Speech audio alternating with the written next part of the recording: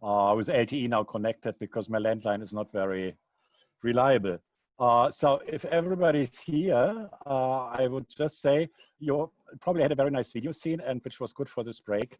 And so I would start and introduce to the audience today's Solar Mobility Forum, which is organized by the European Solar Manufacturing Council, SOLARUNITED, the European Technology Industry Platform Photovoltaics, the Becquerel Institute, and ETA-Florence Renewable Energies in collaboration with the International Energy Agency Photovoltaic Power Systems Task17.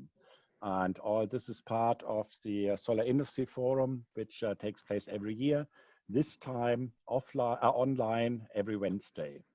And so welcome to this afternoon session on solar mobility, which becomes a reality with the need for electric vehicles to be powered by renewable electricity. But this is only the tip of the iceberg, since PV-powered cars are being developed and solar-produced green hydrogen is increasingly announced as a promising energy vector for the decarbonization of transport. And who knows, if we succeed in making PV installations mandatory with the generous incentives in Europe, we can make sure that we get CO2-free by 2050, as Commission President Mrs. von der Leyen was requesting today at the European Parliament just 3 hours ago. So let's go into this relatively new field, vehicle integration of PV. We have a nice set of experts today on this virtual stage. And even though it's known as the bicycle land, but let me move first to the Netherlands and announcing Tom Selten. He's with Lightyear in the Netherlands, I think in Helmond, is right. And he will talk about bringing vehicle integrated PV to the market. So today we buy your car. Go ahead, Tom Selten. Thanks, Heinz. Great introduction indeed in Helmond. I will share my screen because I have also some slides for you today. So what I mainly want to talk about is the status currently at Lightyear, where we are and where we want to go to in the next couple of months. Please also interrupt me if you have any questions. I'm free to ask them during the presentation. So don't hold them until the last. We have some topics. Briefly, we'll start with the history of Lightyear. The second, our vehicle, which is of course VIPV enabled.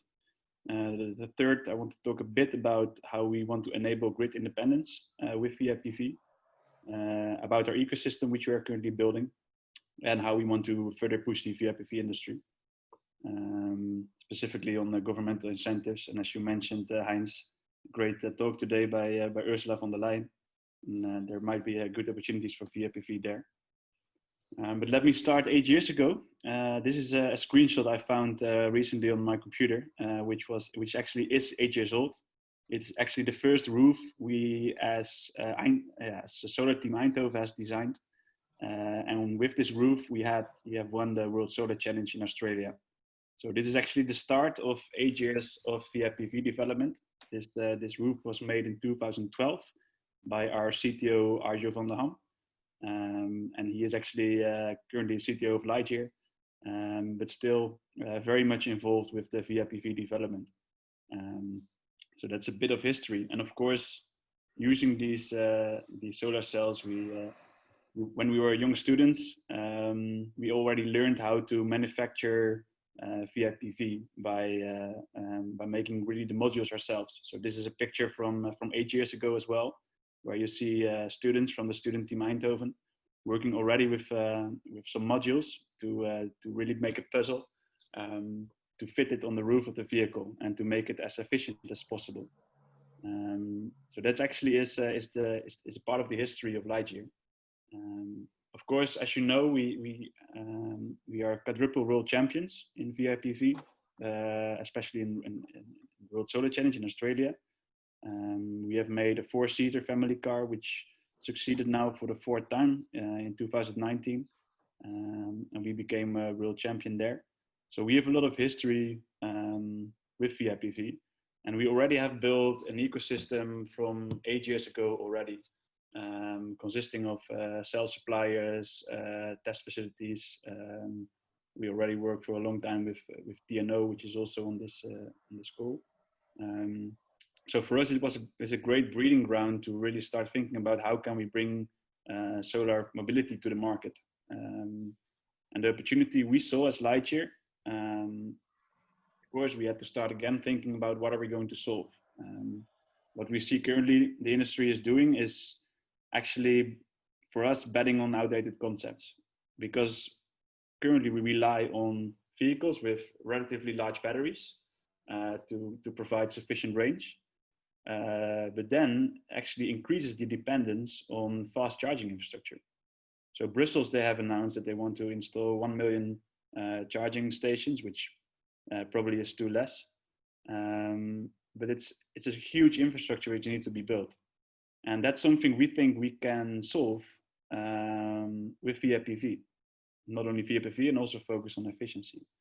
But this industry choice actually results in high vehicle costs, because the battery is the most heaviest part of the vehicle, the most costly part of the vehicle, and the biggest part of the vehicle. And it also increases usage costs, because you need to account for all these charging stations. You need to charge the customers the price to pay. And it actually increases the dependence of vehicles and infrastructure, whereas we think that we can actually should leapfrog forward to make vehicles less independent from infrastructure. So this is actually the basic of why we started Lightyear, and why we also heavily believe in VIPV and the future of VIPV. So our first vehicle, I hope many of you already saw it in real life. If not, I will invite you to come and take a look here. And it's actually the first native VIPV car, which is really built to drive on solar power. We have seen many cars before. Toyota has done amazing work there. But we really took into account the fact that we want to drive on solar power when designing the vehicle. So it's really integrated in every aspect of the vehicle. And as you can see on the hood as well. And in total, we have 5 square meters of VIPV, which also brings interesting challenges. For example, you need to take into account crash test, but also head impact test, pedestrian impact test. And these kinds of tests are not yet defined. We need to define them ourselves. There is no standard yet for VIPV. So it brings a lot of challenges to build these kinds of vehicle, but we really believe that this is the way forward for the automotive industry. So this is our flagship vehicle. It's a very exclusive vehicle, and it includes all the technologies Lightyear is currently developing. And we hope to enter market end of 2021 next year with the first vehicles. So for today, I really want to focus on our solar array technology, of course, our VIPV technology. Some highlights there is that we achieve a 220 watt peak per square meter. That's actually using the high efficient solar cells, IBC cells from SunPower. We want to operate a complete system on a safe voltage, 48 volts, which has mainly to do with, for example, crash test, that you don't want a high voltage there. And it has to be lightweight, because we aim for efficiency from the complete vehicle. But the nice thing we take into account already from the design up is that we want to design flexibility in, and that it's possible for us to also design new kinds of roofs relatively easy. So we are not sticking to a certain shape.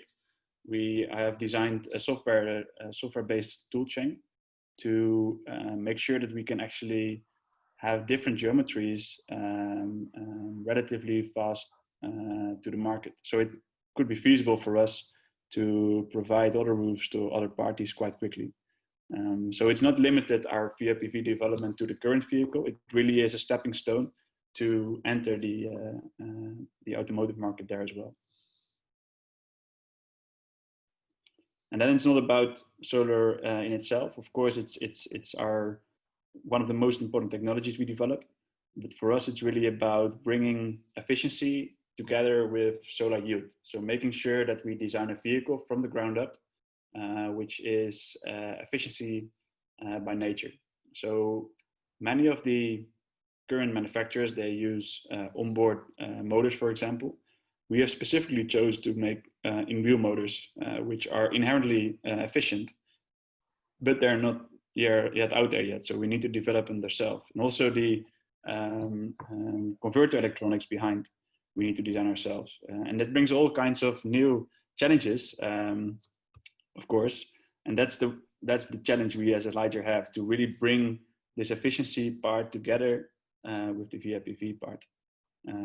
Luckily, we see a change in the industry, that more car manufacturers are focusing on efficiency, but still batteries are the main source and the main reason why we are now seeing a huge amount of EVs coming. And it's not efficiency yet, and we really want to shift focus there. And it's not because we are a huge fan of efficiency, but we really see the added value of making an efficient car. And that has actually all to do with balancing the energy use with the solar yield, because you could foresee a market for VIPV where it's for example a nice add-on for a vehicle, and it could provide, for example, the power for your radio or for your auxiliaries in the vehicle. But it becomes really interesting when it actually is powering your drivetrain, and that's the main goal. So what we are going to achieve is a car which actually balances energy use and solar yield. And how we do it is quite simple. So from design up, we focus on lightweight, making sure that every aspect we account is light. Every system we choose, every material we select is almost the lightest part of the vehicle. Then next is to sort of make sure that we are not the most sexiest car on the road in terms of acceleration, but really compromise there with lightweight. So what we do is we accept an acceleration between 0 and 100 kilometers in 12 seconds. But what we gain is that we don't need to design our systems to really have this impact if you accelerate from 0 to 100 in 3 seconds, which is currently the case, for example, for most of the EVs out there, and they have a huge acceleration. So we really compromise on performance in terms of acceleration and top speed, but what we gain is lighter weight materials. And then what's interesting there is that if you design a vehicle light from the ground up, you can actually have a range which is acceptable with a smaller battery pack. And if you have a smaller battery pack, you can make the vehicle lighter. If you have a lighter vehicle, you can indeed make the battery pack again smaller, so it's this lightweight cycle which you come in. And that's why our vehicle is incredibly light. The current Lightyear 1 weighs around 1,250 kilograms, which is compared to a Tesla Model S, same size, it's almost half. And that's a huge win for the energy use. Then again, for the solar perspective, we have in-wheel motors. So we directly convert the electricity which is in the batteries and coming from the solar via our inverters to the in-wheel motors. And in that sense, we make sure that we have maximum powertrain efficiency there. And this in-wheel motor development is done by Lightyear as well. And then we really focus on aerodynamics. As you have seen in the videos and in the previous image of the car, it's a super aerodynamic vehicle. We have the most aerodynamic vehicle out there at the moment, which really reduces energy usage, especially on high speeds. To increase solar yield, we have done a lot to increase our solar panel efficiency, mainly by also cutting the cells and making sure that we have a really optimum and service ratio. And we use quite expensive, currently expensive high yield solar cells from SunPower. And then we increase solar panel size. So first, when you saw the first designs of our vehicle, we have only included the roof of the vehicle, but we decided also to include the tailgate and the hood of the car to make it VIPV as well. Now that's a big challenge, because then you come in these crash test zones and you come in these in pedestrian impact tests where there is no standard. And one of the interesting parts where we are part of the Task17 is also to see how can we make these standards, how can we make sure that there is a standard for VIPV.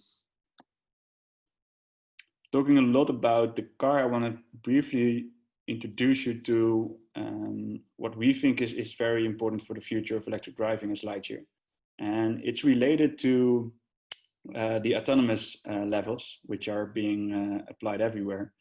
So level 0 of autonomy is you have no no autonomy at all. And level 5 is you can step in the car and you can just chat around or work in your vehicle, and you can step out once you reach your destination. And then you have these several levels of autonomy in between. And it helps actually as a framework for the automotive industry to work towards autonomy. You can say, okay, I have a level 2 vehicle, which is actually being able to drive autonomy on a highway. And you need this system and this system and this system to achieve that. Something similar we are looking at Lightyear to introduce for grid independence as well. What we believe is that we should make vehicles grid independent, because we think, and that's where our company is based upon, we want to leapfrog the grid with our vehicles. We want to make them independent. So therefore you want to balance off-grid energy consumption. You want most of your energy coming from off-grid sources. And then you also want to reduce charging frequency.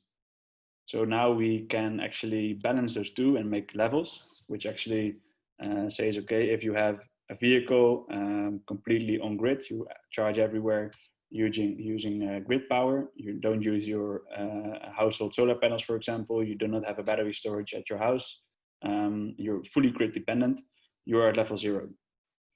And you can increase one level if you have, for example, a standard EV, including a VIPV roof, which generates onboard electricity. And for example, you have a battery at your house where you store your electricity and then you bypass the grid. So you are level 1. Now for Lightyear 1, we want to aim for level 3. Make sure that 50% of the energy used by driving a vehicle is coming from off-grid energy sources. And also reduce the charging frequency by at least 50%, which is not per se an advantage for the customer, but it's really much more a hurdle to take for electric vehicles in general, because we need a lot of charging infrastructure to make sure that electric vehicles, as they are designed right now, are going to take off. So we really believe the added value of VIPV in combination with these levels, because that helps us to design a vehicle which is at least a 50% independent and a 50% reduction in charging frequency. So these are our conceptual levels at the moment. We have a research project going on to really dive deep into these levels and make sure to balance onboard energy and off-grid energy charging, because that's what it's actually about. We are not against solar roofs and batteries in houses. It's actually a great opportunity for relieving the grid and making sure that much more electricity is going to power our machines, because that's the solution for tackling climate change. It really is about electrifying a lot of these energy sources which are now reliable on fossil fuels. And at the same time, we want as much as onboard energy charging as well, because it makes EVs actually charging themselves, having no need to have external batteries or external power sources. And it actually helps to make EVs more efficient, because if you include a solar panel, it helps a lot to make your EV more efficient. And in that sense, it makes EVs efficiency actually quite sexy. So these levels help us to give guidance to our engineering team, and also to look broader, not only at designing a vehicle, but at an ecosystem, at a system which you want to change.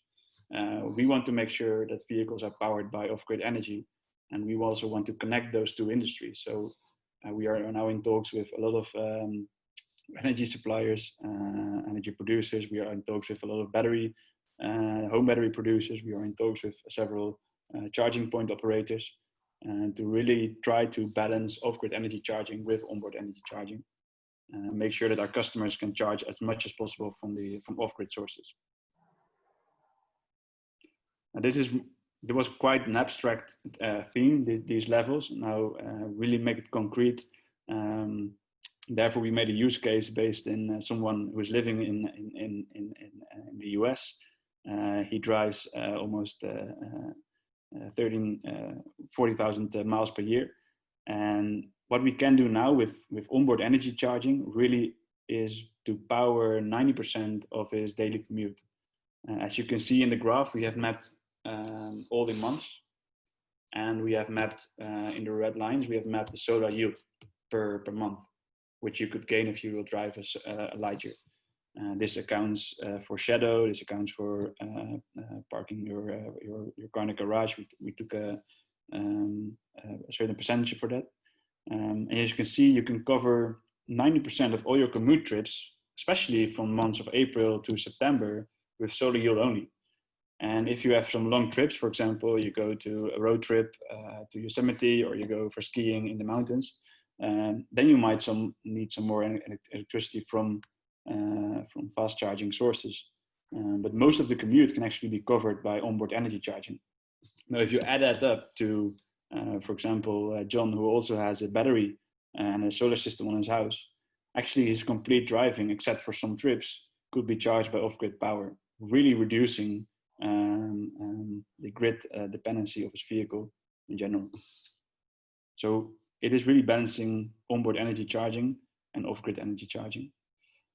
And then it's all about, for the customer, about frequency of charging, because you don't want this hassle with charging all the time. And this is a difference we made based on the same guy who has actually a Tesla Model S. He needs to charge a lot. He needs to plug in his vehicle almost 2 times, 3 times a week. Whereas a Lightyear, he has almost more than halved his charging frequency. As you can see, also his fast charging needs are only there in the winter, and are greatly reduced in the year. This actually is a case which makes it much more concrete for customers. Why solar cars and VIPV in general is actually quite a good idea in combination with energy efficiency. So what we recently did is we tested our solar roof to achieve level 1 grid independence on a Tesla. So we removed one of the roof systems of a Tesla, and we put a solar VIPV enabled roof system there to charge directly the battery. And actually we launched this vehicle and we are now actively testing it. We are testing it together with DSM and also some other parties in the Netherlands to evaluate performance. And still not 100% confirmed. We can actually charge up to 1,000 kilometers in the Netherlands with this roof for a Tesla Model 3, which is actually taking this Tesla to level 1 grid independence. And then it's not only Lightyear, of course, which is doing this development. We work heavily together with TNO-ECN, which is a research institute in the Netherlands, very skilled in testing and in developing VIPV already for a long time. Together with DSM, we have established a partnership, which I will talk more about in later slides. We have a testing infrastructure set up, especially here in Helmond, which Heinz already mentioned.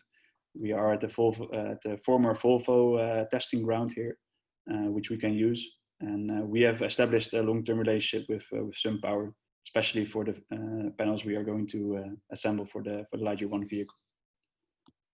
And I want to give you a tip of the testing results we have. We did not disclosed it yet to the press, that we have succeeded one of the head impact tests we need to do for homologation purposes. And this is a test method which we use. So you have 2 types of impact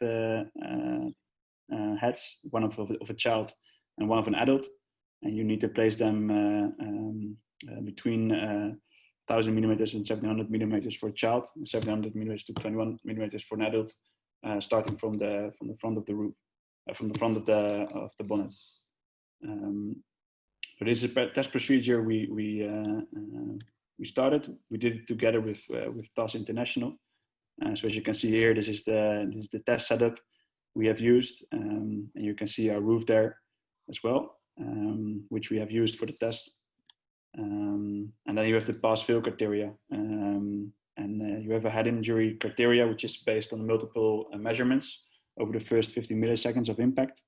And actually, we got quite good results out of it. We got almost excellent pass criteria for our solar roof, which is a great achievement for our company, because now we can actually show that it's not only from energy perspective, a good idea to integrate VIPV. It's also quite safe, and even more safe than current routes out there. So the next step for us really is to bring this to market. Therefore, we signed a partnership with DSM, which is a multinational in the Netherlands focusing on conductive backsheets, a part of our system.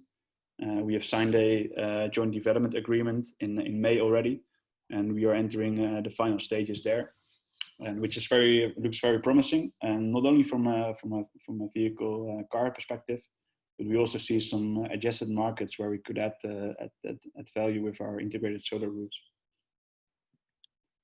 Then it's time to almost close up, and I want to close up with the fact that we as Lightyear believe that there is not really an industry yet for VIPV, and we need to really push this industry. So we are really grateful that we are part of the Task17, where we are setting hopefully in the future test and certification standards for VIPV. But there is more we want to achieve in the near future, and one is to do with the GRC from the European Parliament. We are in contact with them to talk about possibilities of including solar yield in the WLTP test cycle. Of course, the WLTP is a test cycle of 30 minutes, which is extrapolated. But we are in talks to define possibilities of including solar yield from a VIPV roof of a car, which could increase actually the WLTP range. And that could help actually the VIPV industry, especially for cars, to have an extra incentive to include a solar roof on a vehicle. It's beneficial for Lightyear, of course, but it's much more beneficial for the complete industry. We really want to push the industry more than we are willing to push ourselves. That's why we are going to establish a European Industry Association, which will be announced later on. But we are in great talks with some wonderful partners already in the VIPV industry to kickstart this association, especially focusing on Europe. And it's connected to a pilot project which we have, which is actually started by some members of the European Parliament, which got graded A, and it really is about scale-up testing of VIPV in Southern Europe as well, because we really foresee great added value for countries where charging infrastructure is lacking and where you have high solar irradiance, that there's a bright future for VIPV in those markets. This pilot project will probably be opened beginning of 2021. And with the European Industry Association, we want to apply for this pilot project beginning of 2021.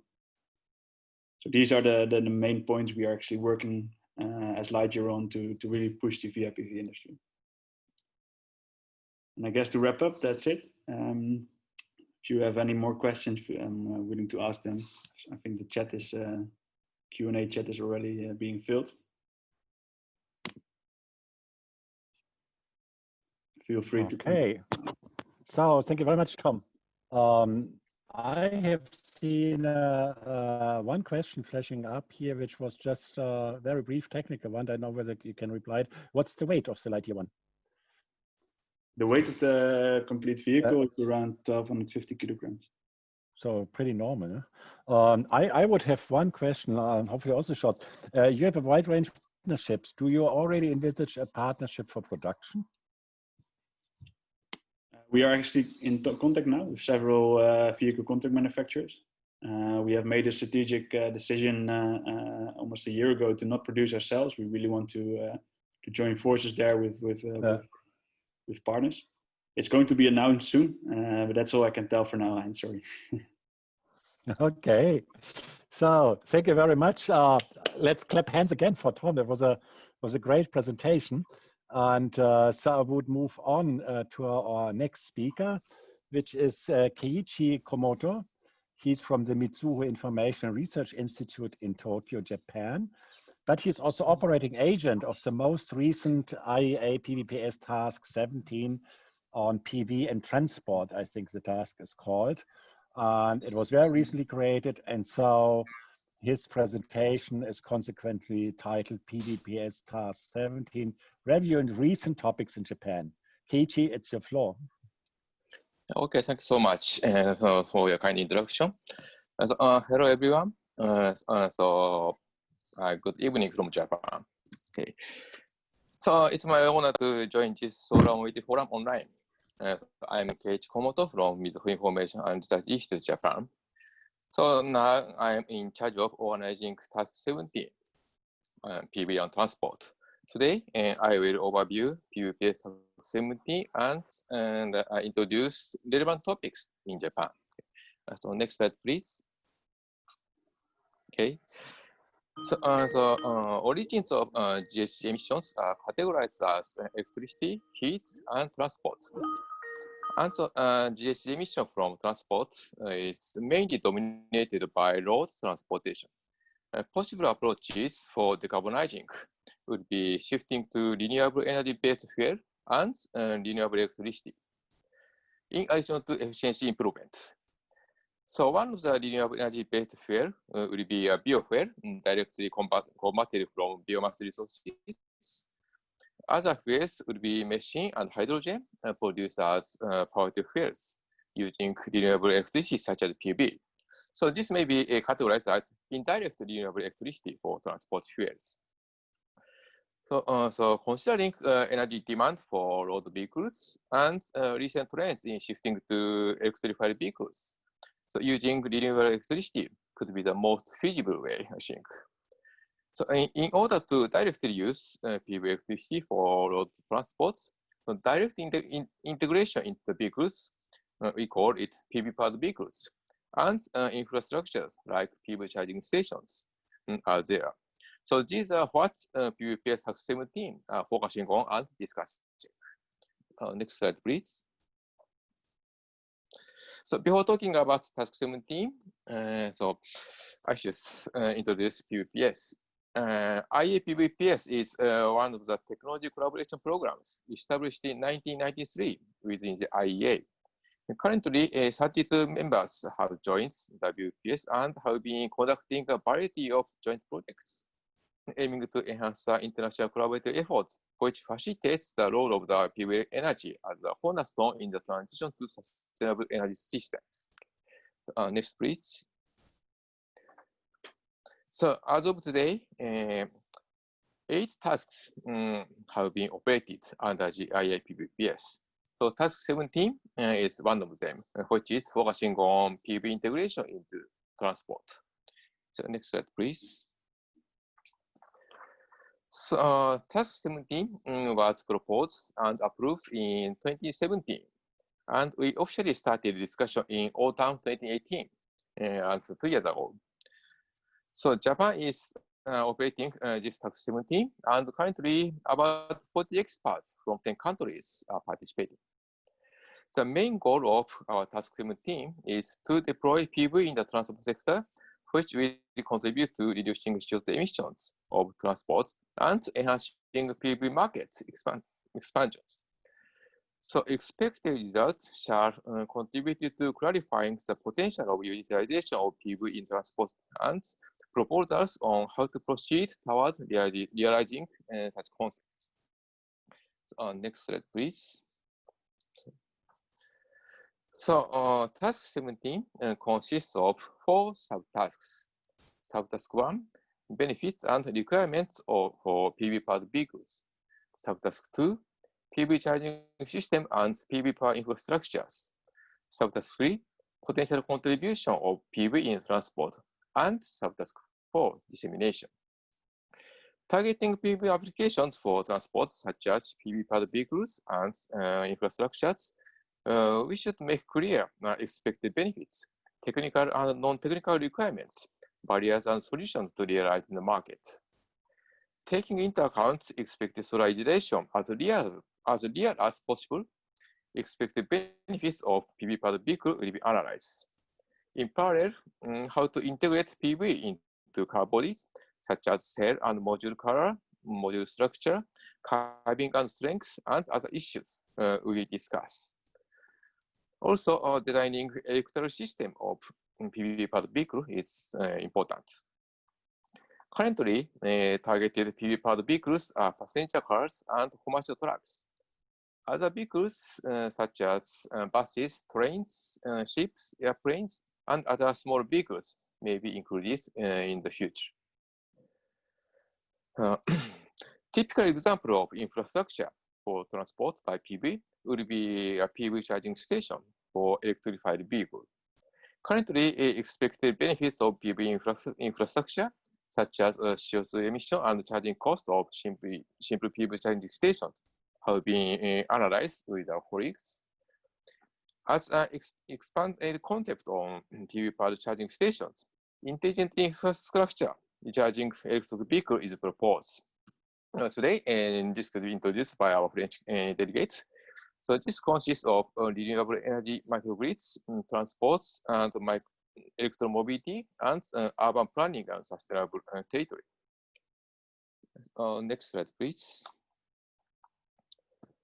So as for PV-powered vehicles, we have been conducting several researches in parallel. This slide shows one example of study on PV-powered vehicles. As expected benefits of PV-powered vehicles, CO2 reduction and saving cost and frequency of electricity charging at stations would be promised. Such benefits will be depending upon various conditions such as PV electricity, solar irradiation, considering shadow, and battery capacity and electricity consumption by vehicle itself. Also, utilization ratio of PV electricity and contribution ratio by PV electricity, as well as driving and parking pattern of vehicles are important factors. In order to compare with grid charging, CO2 content and electricity tariff of both grid and PV based on feasible lifetime are important factors too. Existing consumption and contribution by PV will depend on not only driving patterns, but also parking patterns by users. This will be the most important factors for the evaluation. Next slide, please. Okay. This slide shows some tentative results regarding CO2 reduction by PV-powered vehicle. Now I'm doing this analysis. So upper half of this slide shows result of difference case in this study. So we supposed 1 kilowatt PV,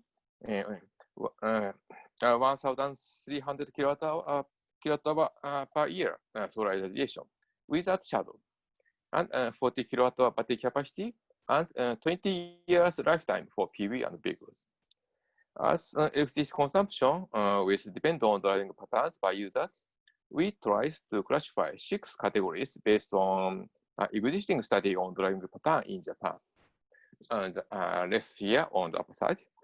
And so other results, longer driving distance in 1 week or a month, all of or most of PV electricity is used for driving, corresponding to high utilization ratio of PV electricity. On the other hand, in case of short driving distance, PV electricity is not used enough. As a result, CO2 reduction by PV will be corresponding to utilization ratio of PV electricity. Graphs of lower half showing CO2 reduction by different PV capacity, different solar irradiation loss by shadow, and different vehicle efficiency. So because of the limitation of time, I will not explain any longer now. However, this kind of analysis can provide us good suggestions for realizing PV-powered vehicles. So currently, Task17 is drafting interim reports, including this kind of analysis and various discussions, and targeting to publish it by the end of this year.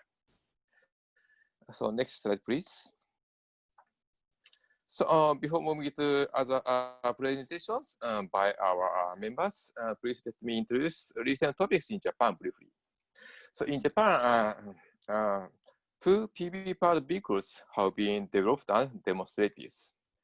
So last year, Nido, Sharp, and Toyota announced first demonstration PV-powered vehicle, Toyota Prius PHV, with 860-watt PV cells.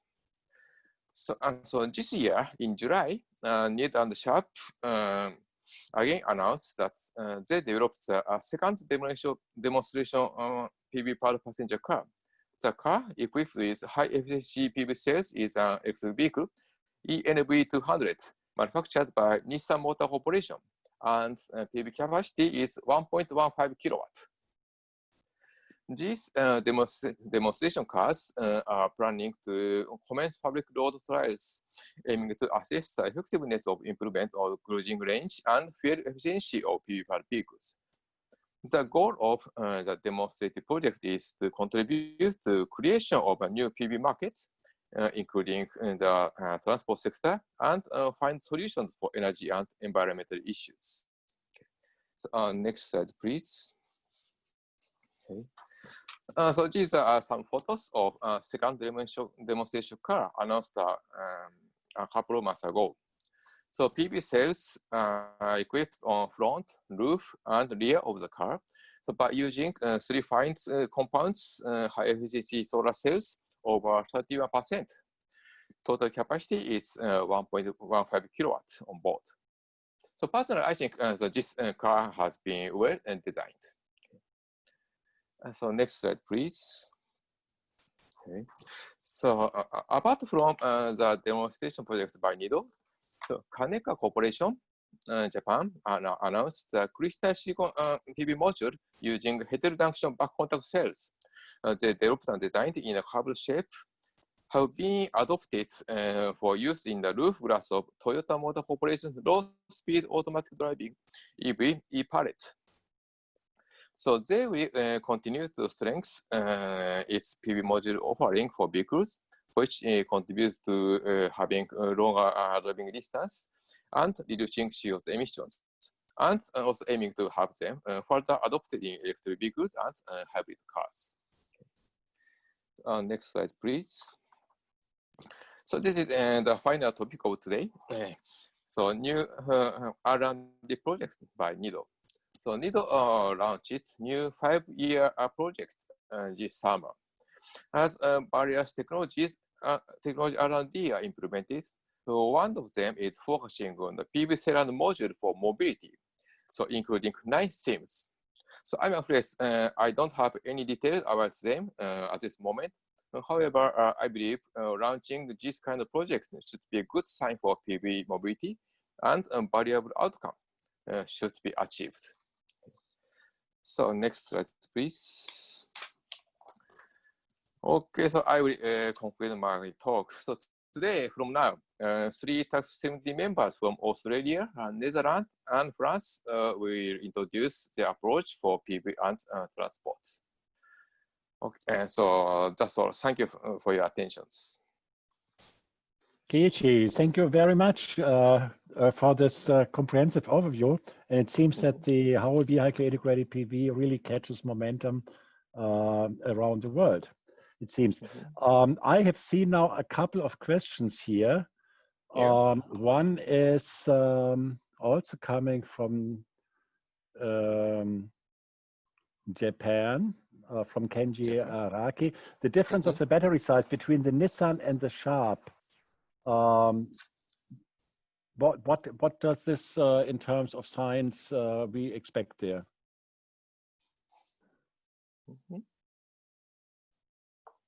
Is that a significant issue?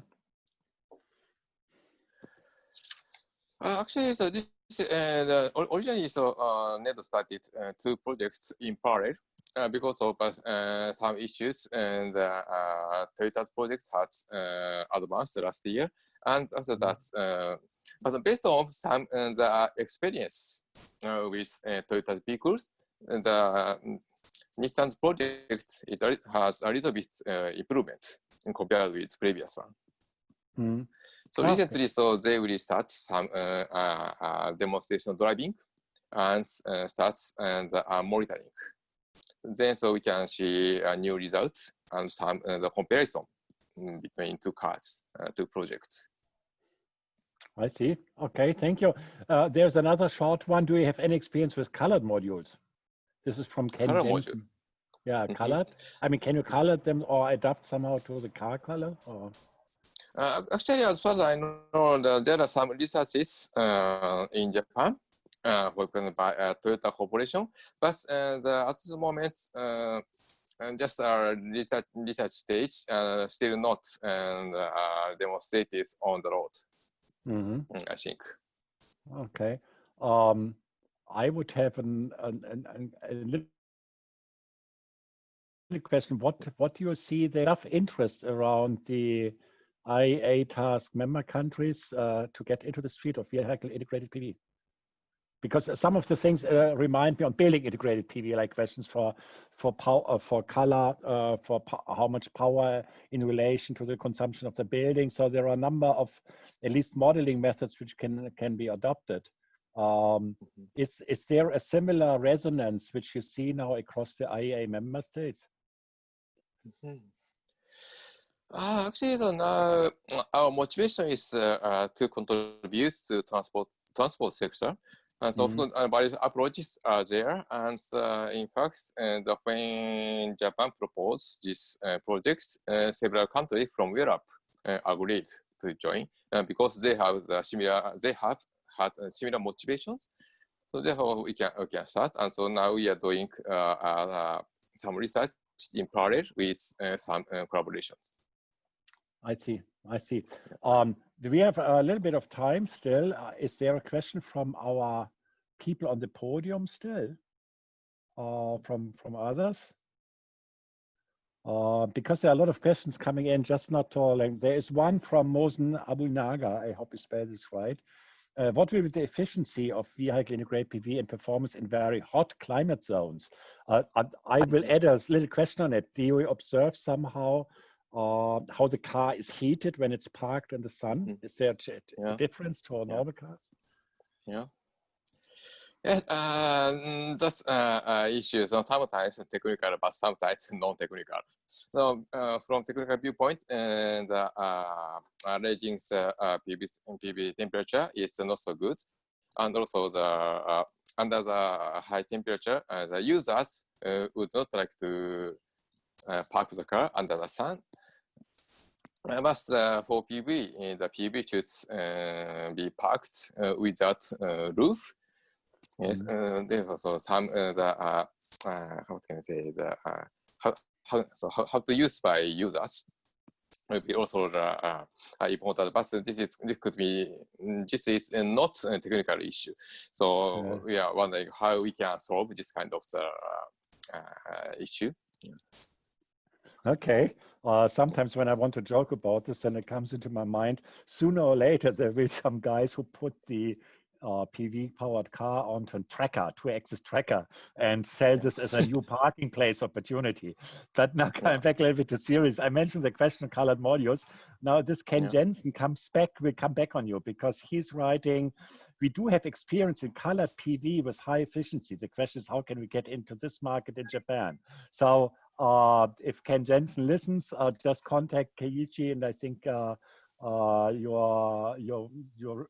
request will be taken care of. Okay, so let us go to the next speaker. I thank you again, Keiichi. And thanks so we're much. running a little bit behind schedule, and let us see that we don't lose the next two speakers. So it's a pleasure to announce another collaborator in the IEA PVPS task. I think it's Professor Ned Ekins-Daukes from University of New South Wales in Australia. And his talk will be is titled Vehicle Integrated PV in Australia, Availability of Sunlight and Consumer Attitudes. I think sunlight is available. Let us see the consumer attitudes. Ned, it's your floor. Thanks a lot, Heinz, and it's a pleasure to be joining you all here, folks. Good evening from Australia. I guess first of all, you can see my slides, yes? Yes. Great. Okay. So yeah, I just want to acknowledge my co-authors from UNSW and also some acknowledgements to our Digital Grid Futures Institute at UNSW that's funded this. And of course, the members of the IEA PVPS Task17. We've had a great collaboration, and I think this work's really benefited from a lot of the discussions that we've had. So I'm going to talk about two elements of VIPV, the availability of sunlight and consumer attitudes.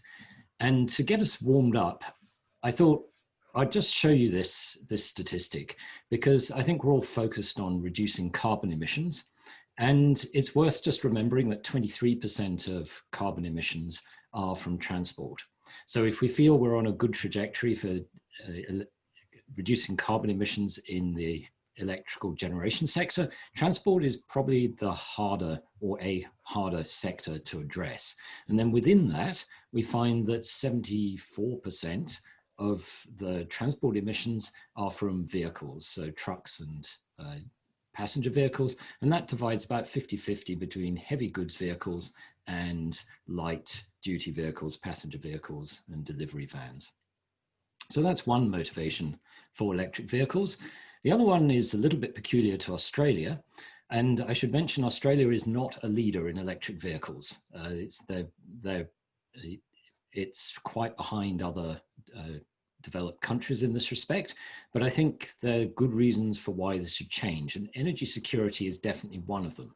Australia imports 90% of its refined fuel, and it has only 18 days of gasoline in reserve, and 75% of that is used for transportation. So as this news article that was in our National Broadcasting Agency's webpage last year suggests, Australia's fuel supplies are vulnerable if there's a conflict in the Middle East. And indeed, we live in very uncertain times for a number of factors. So energy security is probably something that motivates us with vehicle integrated PV.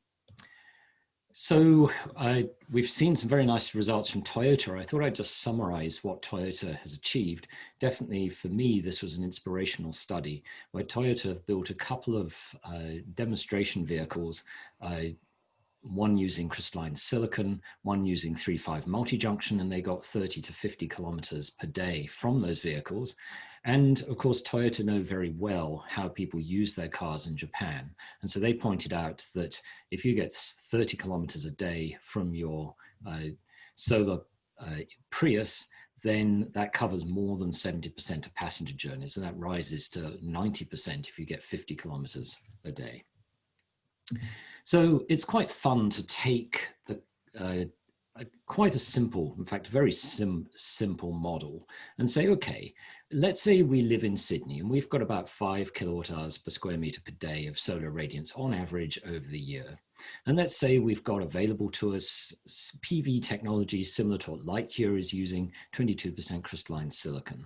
And then you say, right, okay, I'm going to plot a chart. I've got some flexibility of PV area on the x-axis, and I've got vehicle efficiency on the y-axis. And that means I can plot contours. This is a logarithmic chart here on both axes. And that means I can plot these straight lines for the solar range I could expect to get per day. And what we find is that conventional EVs, so these vehicles do not have PV on the roof, but if you were to sort of make reasonable estimates as to how much might fit, then you find that they pretty much fit on a 20 kilometer per day line, given their vehicle efficiency with today's values. So a Nissan Leaf is more efficient on the road than a Tesla, and a bus, as you can see, is a lot less efficient. You know, all this stands to good reason, and a truck even less so than a bus. But of course, the area on the bus and the truck are larger. Then we can put a cluster of very nice solar-powered EVs. We've already heard from Lightyear with their extremely impressive Lightyear 1 vehicle. There's a Sono Motors, which is a smaller vehicle, a Toyota Prius we talked about. And of course, we're very proud of our own SunSwift, which is the UNSW race car that participates in the World Solar Challenge. Now, I've plotted this vehicle efficiency on a logarithmic scale, and you might wonder why it stops at 1,000 kilometers per kilowatt hour. Just think for a minute, 1,000 kilometers per kilowatt hour. That's actually been achieved.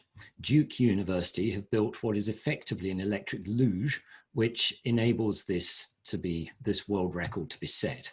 I'm not suggesting that this is possible with a practical vehicle, but it does, I think, help focus our minds that the challenge we have with vehicle integrated PV is, of course, one of trying to get PV onto the vehicle, but it also is one of trying to get the vehicle efficiency up. And we heard from Lightyear their efforts in doing this quite effectively. And I think the Lightyear will be quite happy to see that they're substantially higher than Tesla on my y-axis on this chart. There are other benefits, though, to putting PV on vehicles. If you look at my chart, you'd say, well, you know, is 20 kilometers a day really going to make a difference to a truck that drives hundreds of kilometers a day, or a bus that similarly will drive about 400 kilometers around a city? And the answer is, well, yeah, 20 kilometers isn't much. But of course, there are ancillary electrical demands on these vehicles. So for us in Sydney, we're very interested in putting PV on the roofs of electric buses because it will help offset air conditioning demand in summer. And that air conditioning demand in summer is quite substantial. Similarly, a very nice Dutch company, IEA Efficiency, has achieved or demonstrated a 6% diesel saving in conventional diesel buses by putting PV on the roof of the bus, just by offsetting electrical loads on that truck as it's not only when it's driving about, but in particular when the driver's resting.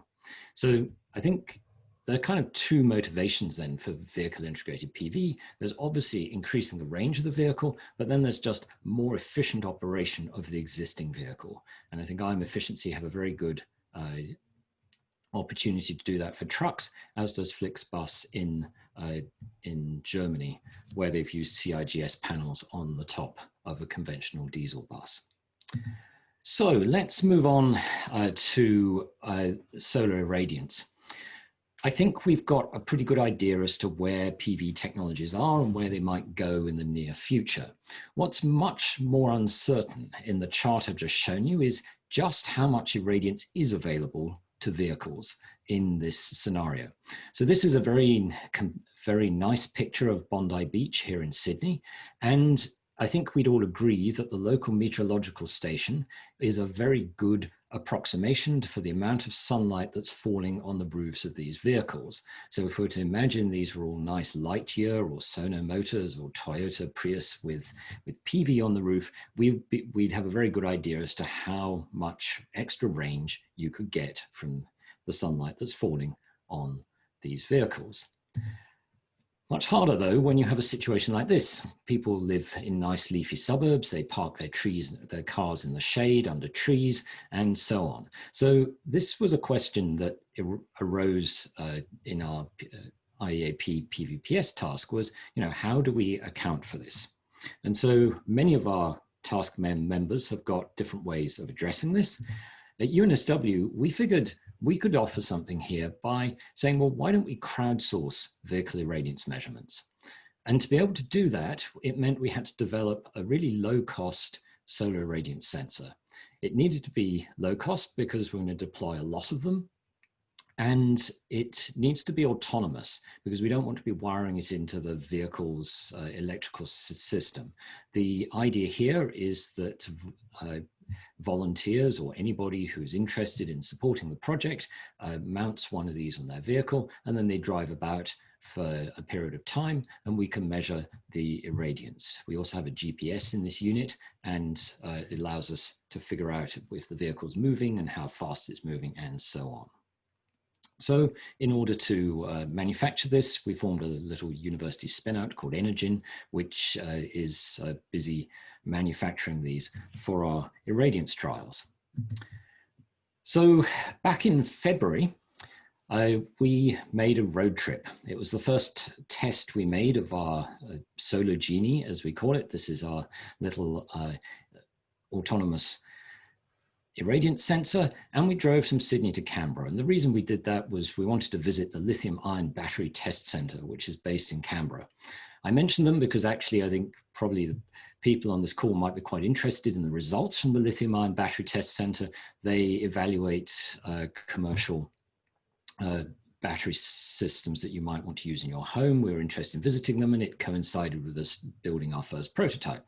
So we drove all the way from Sydney to Canberra and back again in a day. It's 568 kilometers, which is just on the outer range of a Tesla Model S, which we are fortunate enough at UNSW to have one such vehicle. So we set off. You can see a happy picture of us at the battery test center. That was obviously halfway there, and we measured the irradiance. And you can see some data that we collected. We were able to extract the average drive efficiency out of the Tesla. That was 6.2 kilometers per kilowatt hour. which actually, is about where my Tesla was on the chart earlier, and the measured irradiance that fell on the vehicle on actually not a particularly sunny day was 5.4 kilowatt hours per square meter. So then you can make some estimates. This Tesla obviously doesn't have PV integrated into it, but if you make some estimates, you can figure out, okay, we would have got an extra solar range of 30 kilometers. The fun thing is that we very nearly made it back to Sydney on our one charge, but not quite. So we had to stop at this intermediate station, Goulburn, and charge. Whereas if we'd had PV on the roof, it's funny how the numbers worked out, but we would have just made it. So, we felt that was actually quite a nice first test of our irradiance sensor. Also, it illustrated the opportunity that VIPV can have. So since then, we've been expanding our study, and what I'd like to share with you is some data that we've got from Melbourne, which is the southernmost city in the main continent of Australia. And for our European friends, it's at roughly the same latitude as Athens. So, if you look at a map of Australia, you might say, oh yes, Melbourne looks like there's nothing between Melbourne and the Antarctica. It's probably quite cold. It's actually quite sunny. So we get about 4.3 kilowatt hours per square meter per day in Melbourne. Anyone who went to the Asian conference last year in Xi'an, it's approximately a similar latitude to Xi'an as well. So this is some data that we've got from our sensors in Melbourne. We've been logging irradiance on a vehicle for 123 days. When we started doing this, there was something called COVID-19. People were sort of a little bit anxious about it, but not terribly. And as you can see, this car actually hasn't driven very far because there's been lockdown, there's been all kinds of issues. So I think the data we're tracking here is probably atypical, but it shows you what our system is producing. So 123 days, it's 64,000 data points. This particular vehicle is is parked for 98% of the time. That actually isn't unusual, but particularly so in lockdown. And this particular vehicle is housed in a garage. So it's not perhaps the best demonstration for VIPV, but this is the whole point, is in our irradiance survey, we want to just measure how normal people use their vehicles, where they choose to park without any bias, without anything. If we do it on enough vehicles, we will get a really good picture as to what the true potential for VIPV is. So then from this, we can be a little bit more analytical. I don't want to sort of chew up your time and with tons of data, but we can produce sort of histograms. So for example, the one on the left shows you all the irradiance values that we've logged. And so you see that irradiance of 0 is by far the most common because this vehicle happens to spend most of its time sitting in a garage. And notice we have a log scale on that chart. Then we can split this up and say, okay, well, what about the irradiance when it's moving or when it's parked? And you get slightly different distributions. And for this particular vehicle, and this I think is one of the take-home messages, this particular vehicle, 80% of the solar power that fell on it fell whilst it was parked or stationary, and only 20% when it was moving. And obviously that discounts all the times it's spent in the garage because we're not counting that as useful irradiance. Okay, so where are we going with this? Well, the point is that with all this data, we can build up a statistical distribution for how people behave in their vehicles, how they choose to park, as well, of course, of all the meteorological and sort of climatic factors that we're very familiar with solar irradiance. And of course, that can all be put in a database and we can parameterize that statistically. We can also do the same for electrical demand, which is sort of much the same problem, but just on the opposite side of the equation. And then we can pull things together and make a nice statistical computer model.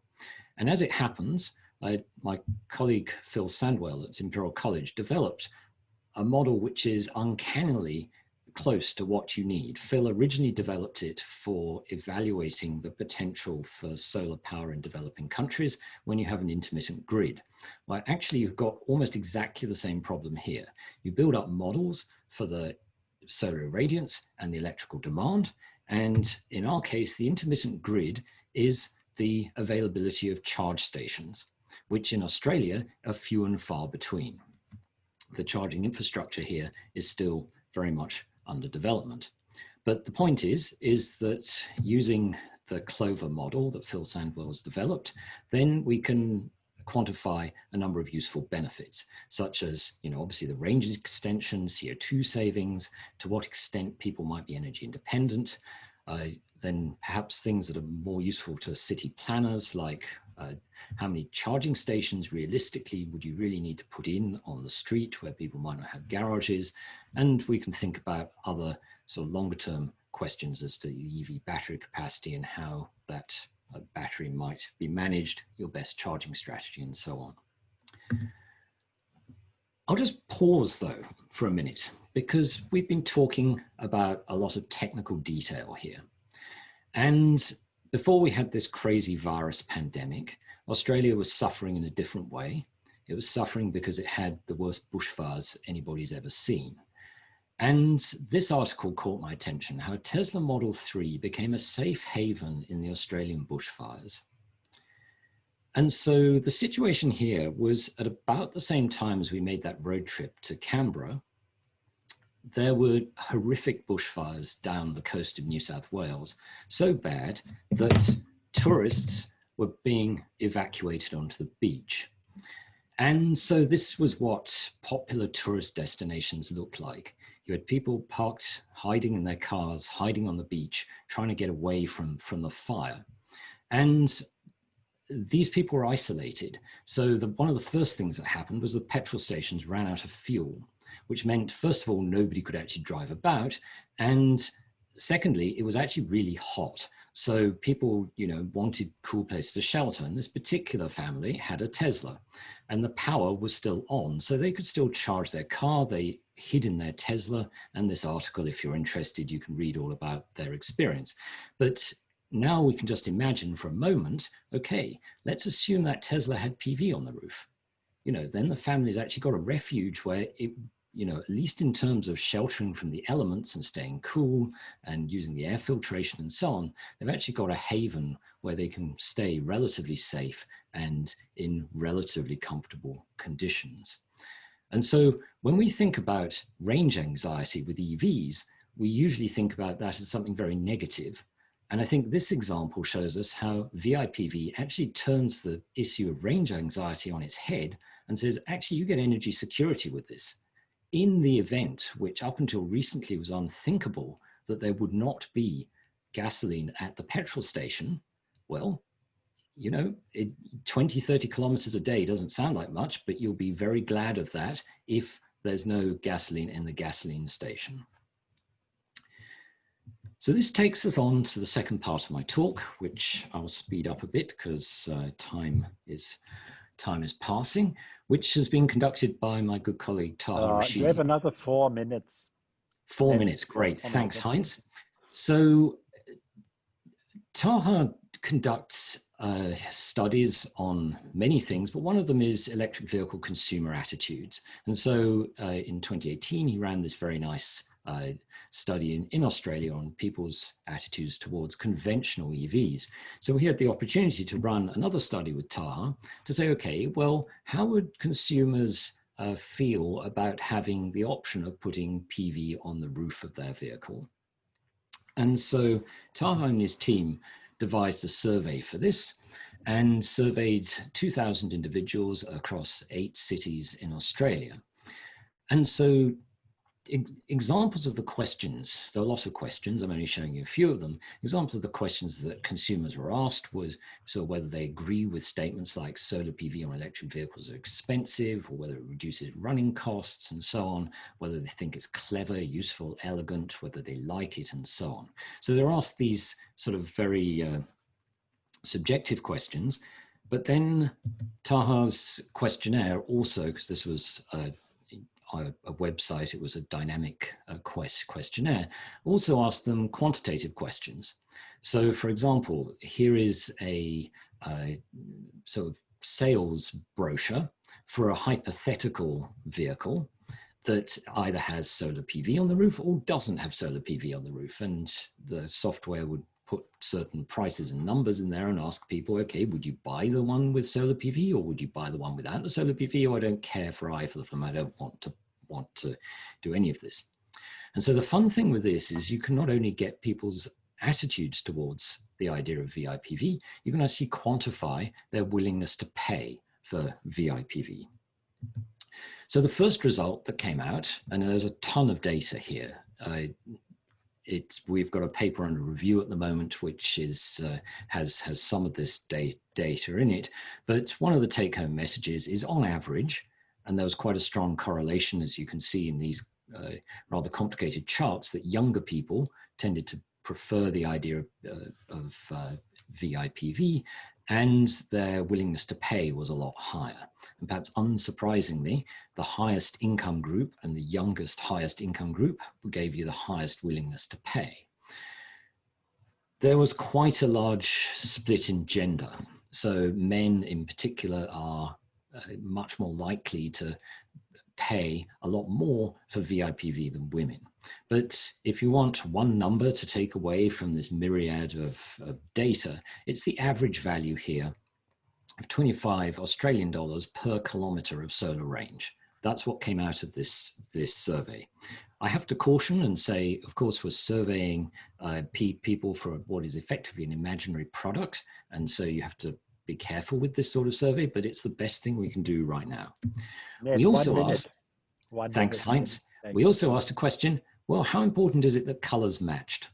And I think somebody asked us about color earlier. And color matching is actually really important. Consumers will pay up to $1,500 extra for the color, for the PV to be color coordinated with the rest of the vehicle. Again, men tended to want to pay more than that than women. Take that, make what you wish from that. So in summary, I'll just say that we've got this crowdsourced vehicle irradiance survey underway in Australia. Right now, we're just coming out of winter. So we're looking forward to collecting data in summer and expanding our survey to more cities.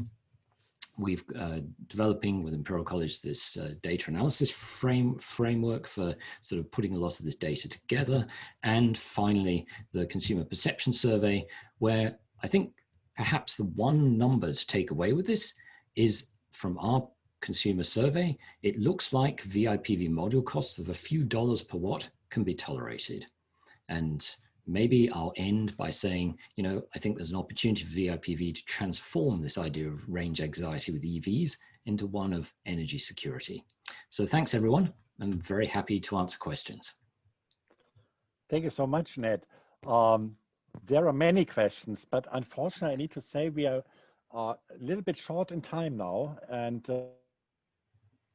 giving the rest of the two speakers only 20 minutes.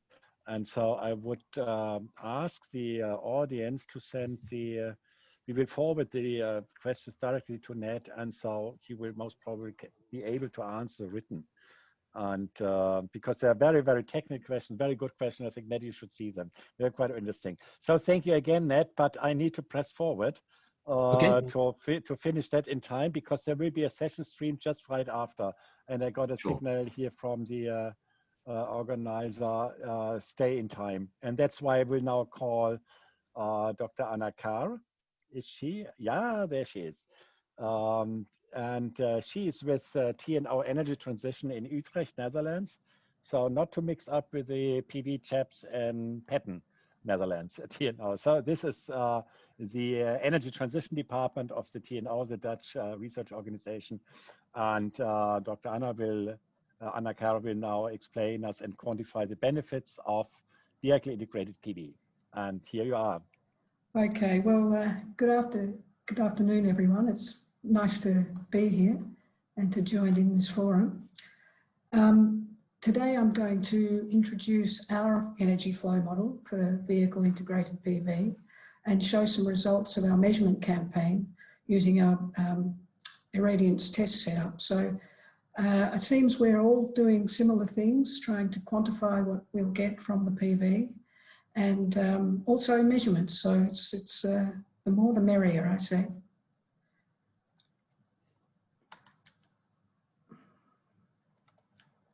So to start with, I just want to briefly introduce TNO.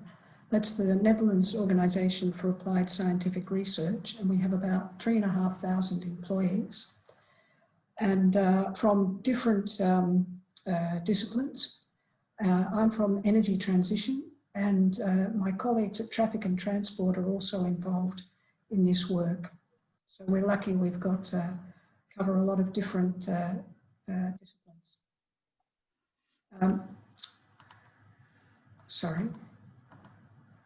TNO has 14 locations across the Netherlands, and we have 4 international offices. So unlike Australia, the Netherlands is actually one of the world leaders in electric vehicle growth. And here we see the growth since 2009. The dark green is battery electric vehicles. These are the figures from the RVO, from the statistics from the Netherlands. The pale green is plug-in hybrid vehicles. There's a blue line here, which are fuel cell electric vehicles. We have 277 of them at the moment. And the grey striped line is the total. So at the moment, there's nearly 228,000 electric vehicles on the roads in the Netherlands. In the world, the same thing is reflected. China, of course, is leading with the most electric vehicles, plug-in and battery electric vehicles. Europe is playing its part. And then this grey line here is the total of battery electric vehicles worldwide. So we're approaching 5 million battery electric vehicles. So why would we want to have VIPV? Well, you can imagine convenience, and we've heard about that, about range anxiety, autonomy from the grid. Environmental issues, we want to reduce CO2 emissions, and of course the cost savings that can be made. So what I'm showing you here is not vehicle integrated PV, but it's our irradiance test setup. We've had this running around for about 5 months in the Netherlands on 2 different cars. This is 4 irradiance sensors in the corners, and this module in the middle is just providing extra power to the battery for the data acquisition system. And we also have a GPS on board. And the kind of data that we're getting out, you can see here, this is velocity and irradiance, and this is just one day. So this 8 o'clock in the morning until 6 o'clock in the evening, you see the person's driven the car for 50 kilometers, this is, and then gone home 6 o'clock, also another 50. And the irradiance, the car is most of the time parked, as we've seen in the other presentations. And this is what's been measured on the irradiance sensors, and the pale green in the back, if you can see it, is the local weather station. So we've been able to validate our measurements with local weather station data. Another one of the things we can see from this this data is dynamic shading. So this shows you what happens when the car goes underneath this overpass, which has 2 bridges. The velocity is 120 kilometers per hour. This is just about 6 seconds, this time base. And we've got 2 distinct dips in irradiance when the car's gone underneath. And we're able to collect that because we're measuring the irradiance at 100 hertz. So we're really able to see any dynamic shading losses. Another other data that we get from the system is driving profiles. So from the GPS data, we can quantify exactly what the driver's doing, so we can then work out how much energy that will require. Here you see the week number, and this is the weekly kilometres driven. So the week 41, there was 800 kilometres driven, and the different colours are different days of the week. So the energy flow model, it consists of main components for a battery charging model, so including different charging strategies, because it depends when you plug in, how your PV will be used. The car energy demand, that comes from a combination of the driving profile and the efficiency and battery size of the car. The solar yield, at TNO we developed a yield model, Big Eye. It was originally developed for bifacial systems, but we can use it for anything. So we use that to calculate how much yield you get from the PV. And finally, of course, we need the local irradiance data to feed in. The outputs that we get from the model are the number of charging moments. And by that, I mean how many times you actually had to plug in to the grid. The CO2 savings, how many kilograms of CO2 can you save over a year? How much money you save over a year?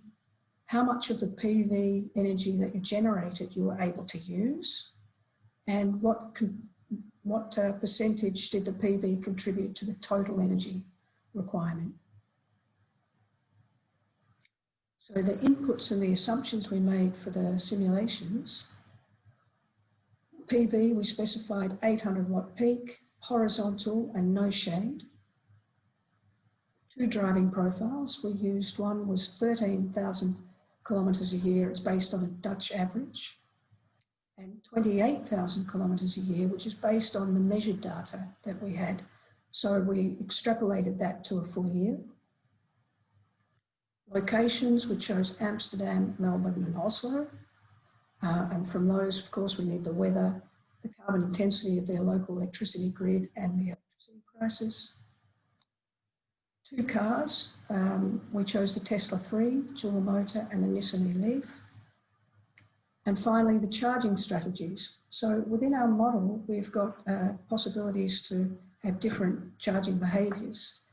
The first one is conservative look ahead. So that's when you look to what the next drive will be, how much energy you'll need, so how much state of charge your battery has to have.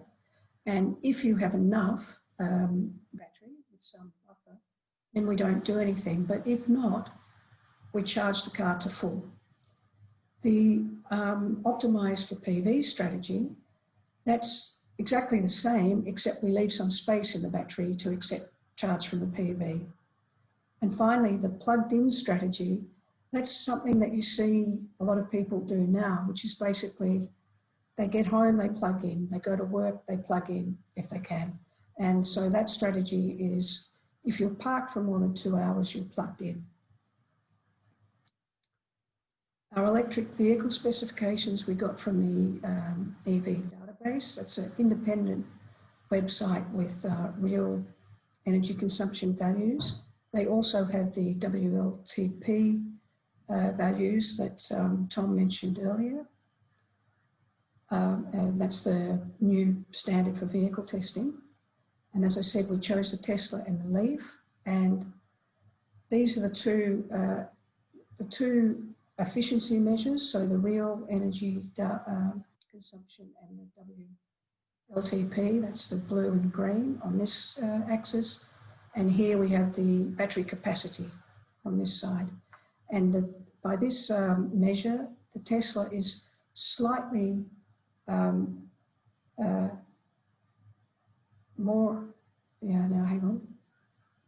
slightly less efficient than the Nissan and slightly more efficient than the Nissan, and the battery capacity is slightly larger. So this is the output of the model. It's a time series model and it looks a bit scary, but what we see here is the charge and discharge in and out of the battery on this axis, and the green line is the battery state of charge over the year.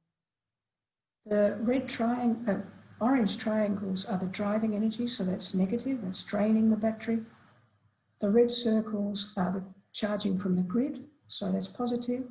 And well, this example is without PV, but the PV is the blue line. So there's no PV in this instance, but we'll see. This one is Melbourne, the Tesla, the shorter driving profile. And we see for this one without PV, we've got 53 charging moments in a year. So you're charging basically every week. If we put PV, the 800 watt peak on the car, we get this plot, and we see this is summer in Melbourne. We don't have to plug in at all. Spring, early summer, also very little plugging in, and the end result is 31 charging moments. So we've reduced the plug-in time by 22 moments, and the PV is providing more than 40% of the required energy.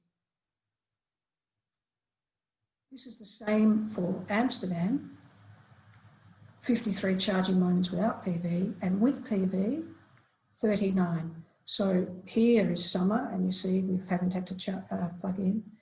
It's not as much as Melbourne, but of course Melbourne has more sunshine. Here I want to show you the impact of charging strategy. This is without any PV at all, just looking at the plugged-in strategy and the conservative look-ahead strategy. This is for the Amsterdam example I just showed. If you went with the plug-in strategy, and so plugged in when you were parked for more than 2 hours, you'd be plugged in 447 times a year, which is quite a lot. And if you just look at what you need, then you only need to plug in 53 times. If you put PV on top of that, here are the three charging strategies. The blue is the percentage of PV that's utilised. The green is the PV contribution to the total energy. That's on this axis. And the number of plug-in charging moments is on this axis, the red circles. So the conservative look-ahead strategy, you're able to use 95% of the PV energy that was generated. That provided 26% of the required energy. When you optimise for PV with your charging strategy, you can use 100% of the PV, 27% contribution. But if you use your plugged-in strategy, there's never any space in the battery to accept PV. So you're only going to use less than 20% of the PV that you generated, and that only is 5% of your total energy needs. So you don't have to plug in all the time. Now I'm looking at the PV contribution to the total energy requirement for all the simulations. So in this heat map, you can see on these top two rows, that's the 13,000 kilometre trip for the two strategies, conservative look ahead, PV optimise. The same for these bottom two, except that's the longer driving profile. The columns are the location and car. So this is Amsterdam, Oslo, Melbourne, Tesla, Nissan, Tesla, Nissan, Tesla, Nissan. And what is immediately obvious is, of course, PV will provide proportionally more energy to the shorter trip. 41% of the energy requirement was met in Melbourne with the Tesla. And the reason that the Tesla does better than the Nissan is because it has a larger battery. That's most of it. And then the optimised for PV strategy is a little better than the conservative look ahead when it comes to total contribution. In terms of how much of the PV we were able to use, that's when you really see what happens when you optimise for PV with your strategy. When you do that, you're able to use 100% in a lot of cases, which is like 5% more in this example. Larger battery in the Tesla also is able to absorb more PV energy. And you can tune this strategy if you know that you're going to get more PV or you have a larger battery, then you could leave more space for the PV, or less space if it was the other way around. Now, in terms of costs and CO2 savings, this graph shows the carbon intensity, the grey bars on this axis, and the local electricity prices in euros per kilowatt hour, the blue dots on this axis, for the 3 locations. And the carbon intensity in Melbourne is sad, high. And you can see here in Norway, it's almost nothing. They have a very carbon-free electricity system. They also have the cheapest electricity prices in Norway. Holland and Australia have very similar electricity prices. And what you see here is one example of what can be saved. So this is the optimized for PV strategy with the long driving profile and the Tesla. And we see that in the bars are the avoided CO2 in kilograms, that's on this axis, and the blue dots are the total cost savings in euros here. In Melbourne, we save more than 800 kilograms of CO2 in a year, and that's because 2 things. There's more PV generated, so more grid displaced, and the grid is, has a higher carbon intensity. In Oslo, there's almost no CO2 benefit, but there was no CO2 to start with, and there's some cost benefit, but of course in Oslo you'll still benefit from the reduced charging moments. In Amsterdam, the cost benefit is not as much as in Australia, even though the price is the same, and that's because not as much PV is generated. Anna, you have another 3 minutes. Thank you. Okay, okay, good. So that's fine. In terms of kilometres per year, most kilometres per year were with Tesla in Melbourne, 5,617. But you can also see the Tesla in Oslo gives you more than 3,000 kilometres in a year. So there's, you're still, in all cases, well over 2,000 kilometres. In terms of sensitivity to how much PV you've got, we've done these simulations, as I said, based on 800 watts of PV without shade. And this is the Melbourne example where you've got the 5,617 kilometres.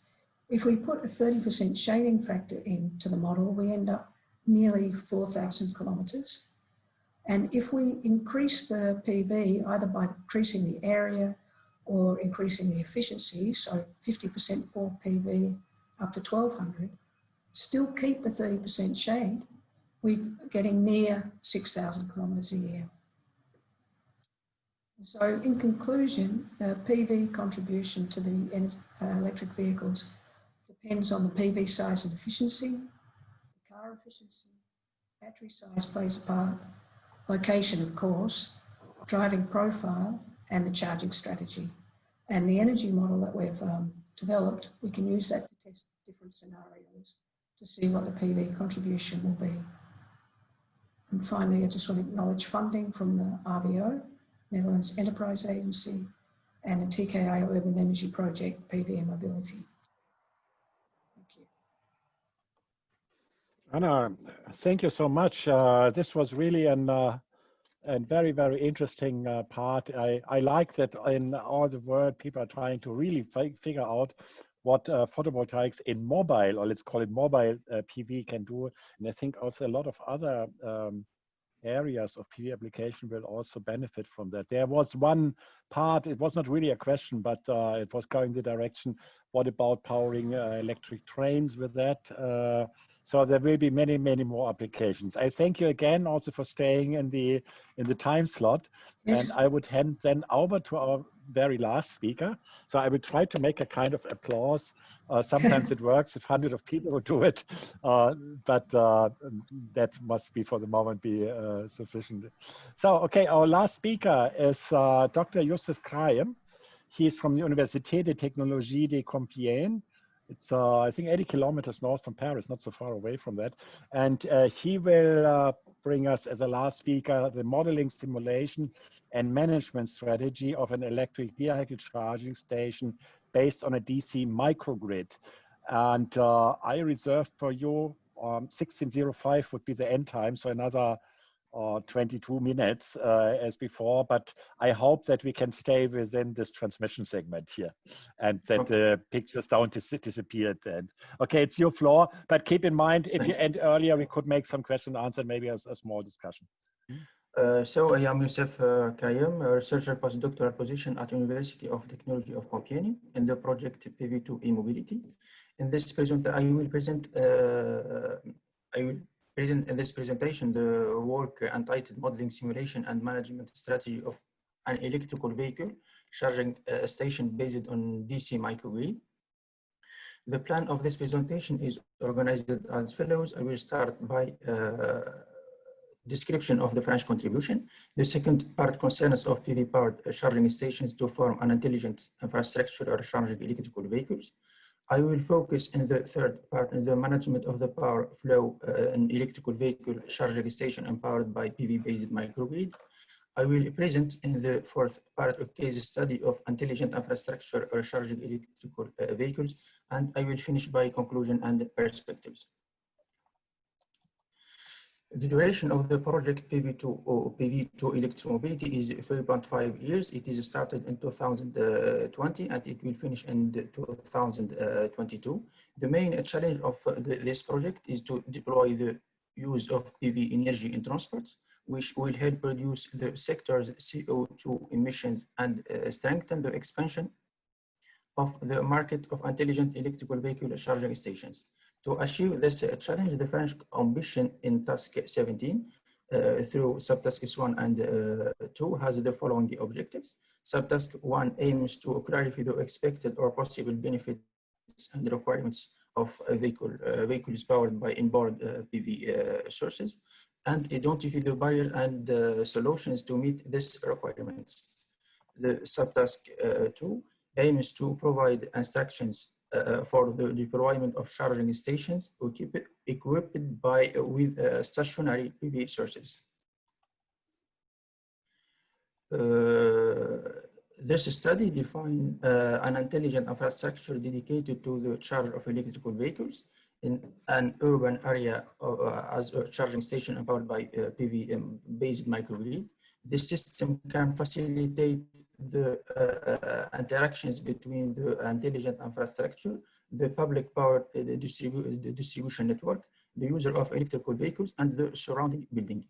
The study provides key elements to encourage the stakeholders to develop the intelligent infrastructure within societal expectations, urban planning, and in adequacy with the sustainable development goals. In addition,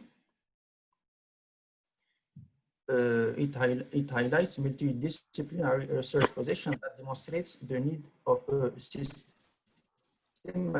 approach to remain centered on users' demand and needs.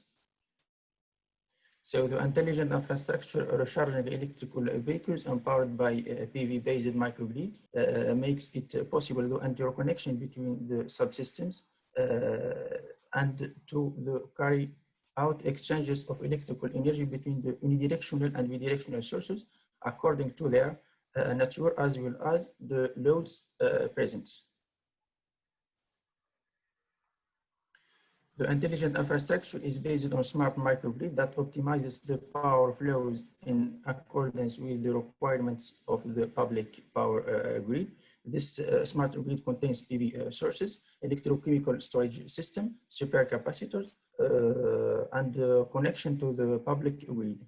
One of the solutions can be the microgrid integrated into the car parking, where the PV panel are installed on sun shading roofs as shown in the following figures. This energy system is able to manage optimized power flows and taking into account the following strategies.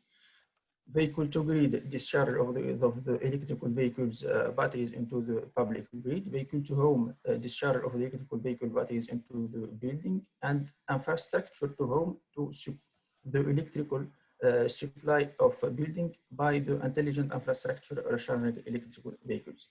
The vehicle to grid strategy allows the peaks of consumption to be smoothed at the power grid level, while the vehicle to home leads to the securing of the building supply on electrical cutoff. The intelligent to home strategy means that the energy generated by the intelligent infrastructure and not be used by the electrical vehicles directly feeds the building. Aiming at full experimentations, the Argonus Laboratory of University of Technology of Compiègne built a technological platform called Stella Smart Transportation and Energy Living Lab. Stella is a microgrid demonstrator dedicated to electrical vehicles charging and powering near a building. This demonstrator, shown in the following, is on PV panels covering 9 parking of the UTC Innovation Center, electrochemical storage, supercapacitors, power converters, power grid, and building connection. This platform is operational since 2017. This PV consists of 84 panels by type Sun Power SPL with 28.9 kilowatt at nominal operating mode. So the following figure, the main components of the microgrid are presented. The electrochemical storage is composed of a set of lead-acid batteries in series and a set of lithium batteries associated with the appropriated batteries batteries management system. Supercapacitors are needed for their high power density characteristic, which allows realizing a great power rapidly. The public grid connection permits the bidirectional power flow exchange. The DC load may be also emulated by programmable DC electronic load, and the real-time target controller and the power interfaces. So the power circuit of the solid microgrid is presented in the following architecture.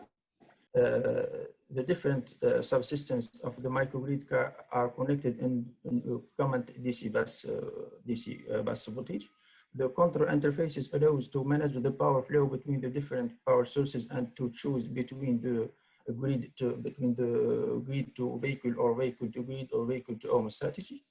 The electrical vehicle is defined as a vehicle which propulsion is assured exclusively by one or more electric motors. There are 2 categories of electrical vehicles: 4-wheel vehicles and 2 and mono wheels vehicles.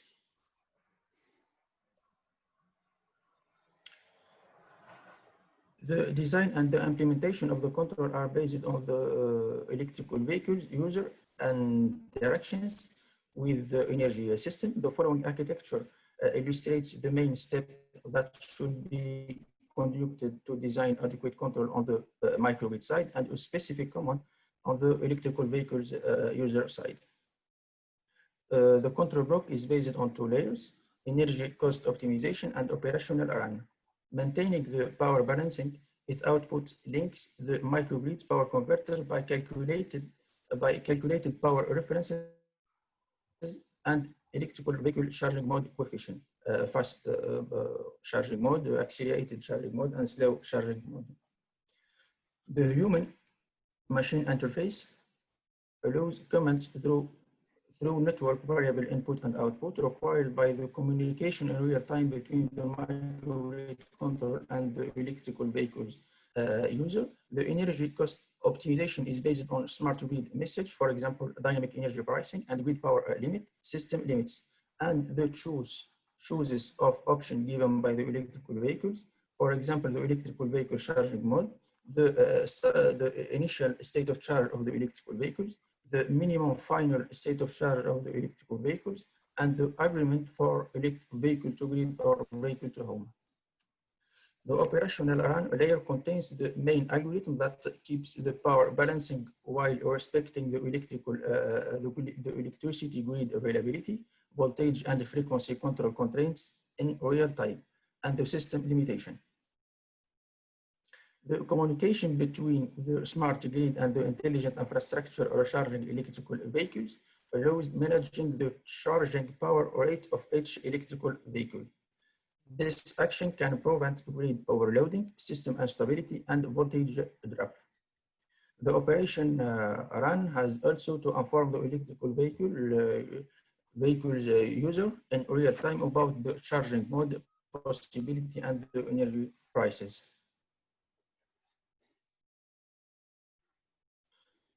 So, in this part, I will present a case study of intelligent infrastructure recharging electrical vehicles. The studied system is designed on the basis of a microgrid, as shown on the following figures. It is composed by PV sources, electrochemical storage system, public grid connection, and electrical vehicle charging station, which includes 5 electrical vehicle chargers. The DC microgrid sources are connected to the command DC bus. The electricity produced by PV sources is primarily for electrical vehicle charging.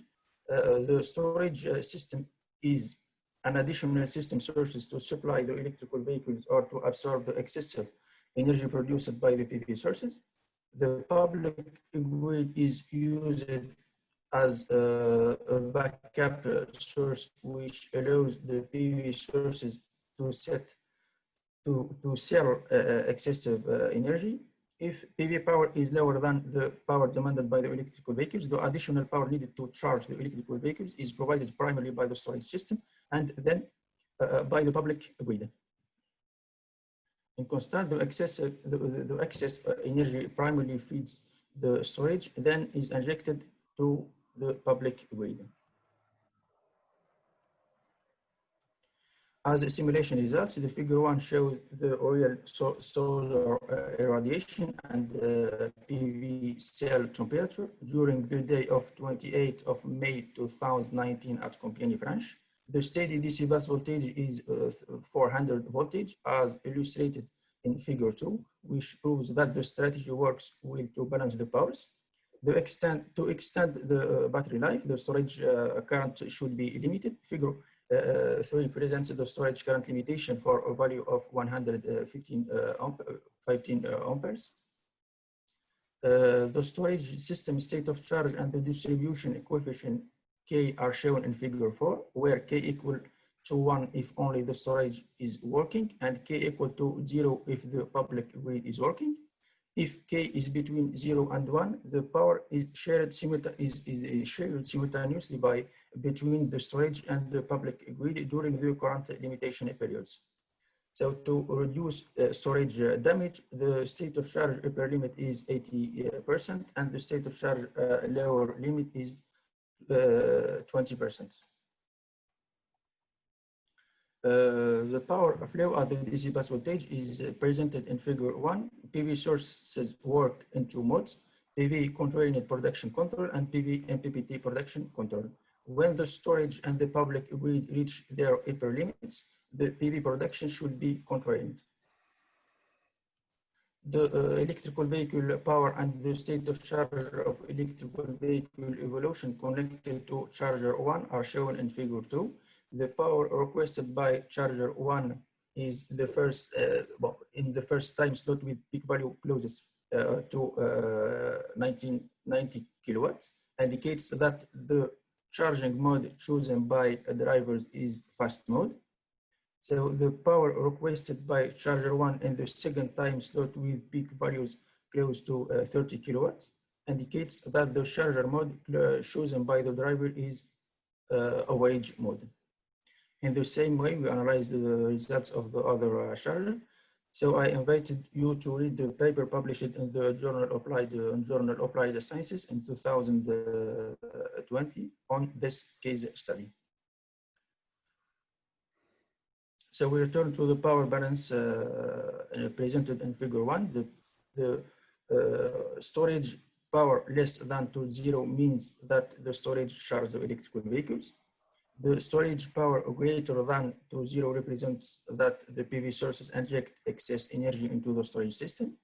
The power grid greater than 0 shows that the PV sources and the storage cannot provide sufficient energy for the electrical vehicles, so that the public grid needs to inject electricity into electrical vehicles.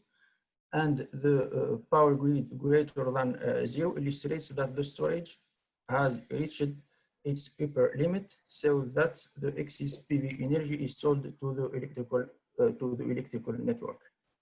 Then the result show that the power management strategy is well respected.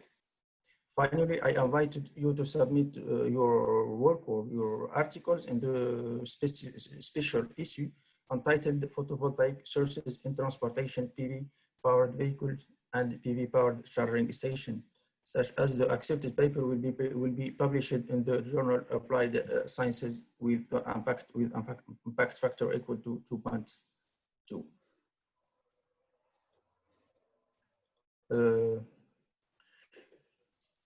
In conclusion, the resulting research position is based on the systematic and dynamic approach and focuses on human and societal stakes.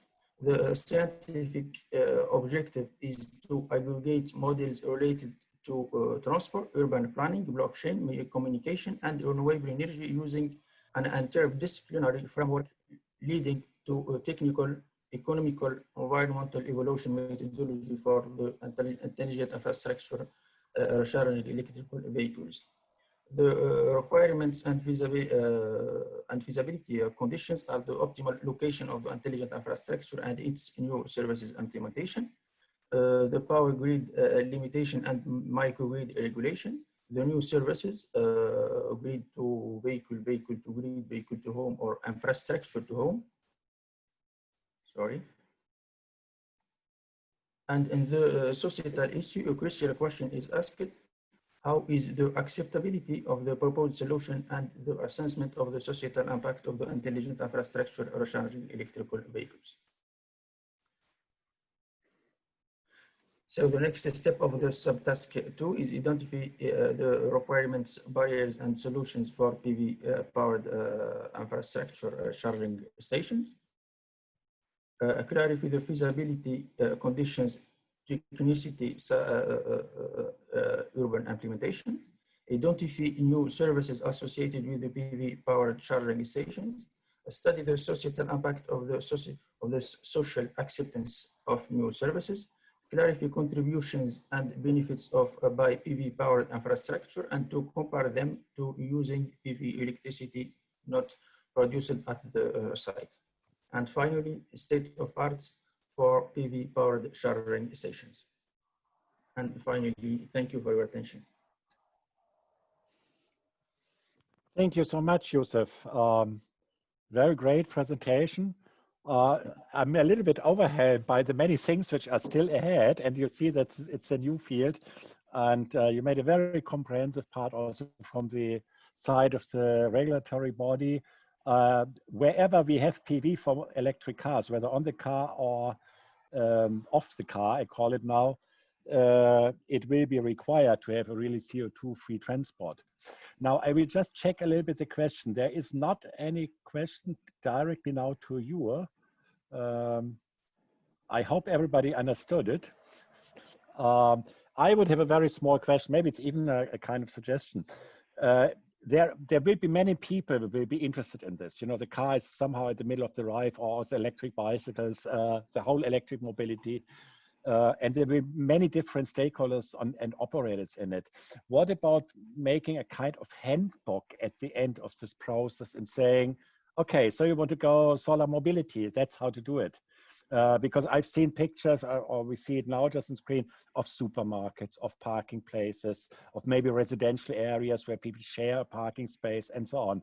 And I know from projects which do happen right now that they face an incredible amount of regulatory difficulties.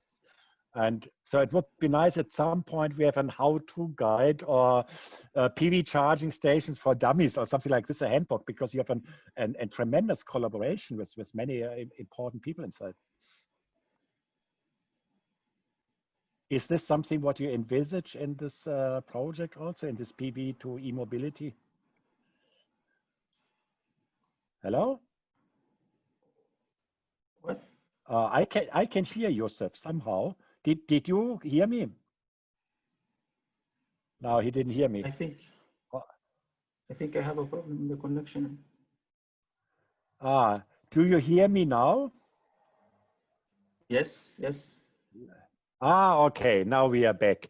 I don't know how much of my question you got. It was more a suggestion. It's about, you touched upon many items, and I know that there are many people trying to get into solar charging stations for electric cars, bicycles, and so on. Do you, at the end of the process, maybe can get out from this a very nice handbook and how to make solar mobility charged by PV?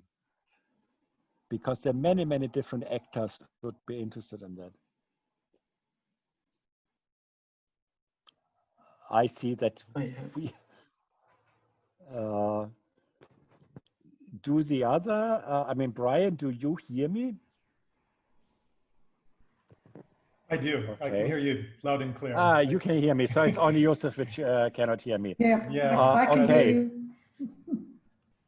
But it's a very nice proposal. That is for sure. It should be maybe something that we can take up again. We can, let's say, send the question to Youssef afterwards. Because Youssef made a very, very nice presentation. It's basically the full range of complexity where people just say, I want to have a module and charge my car.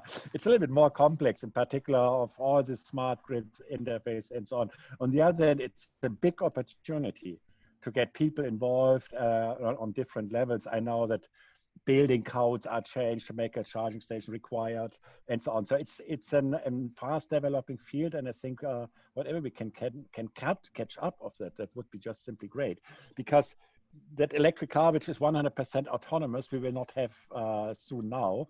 We have seen the efficiency figures. We would tremendously need to step up the efficiency of solar cells. And so this combination also, when it comes battery to grid and vice versa, will be very interesting. But I'm afraid that if we get all this enthusiasm of stakeholders involved or people which want to do it suppressed by this complexity, then also the momentum gets out of that. And so such a handbook would be a tremendous way to get this into the different actors on it, including car sailors. I don't know who. There will be much more people involved than we imagine from photovoltaics. If you take this as a kind of conclusion of this session, I would be very, very happy. I thank everybody. I thank Brian also for the invitation. I thank this distinguished speakers. They were great presentations. I hope to see us back again, maybe in reality, and in any other occasion which will follow now within the Solar Industry Forum, which I think is a very successful format of bringing people together. Thanks again, and see you soon. Goodbye.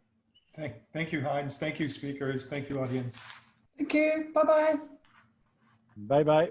Thanks, everyone. Great talks. Well done. Yes. Thank you. Hope to see you in person soon. Okay. Bye-bye. Bye. Bye-bye.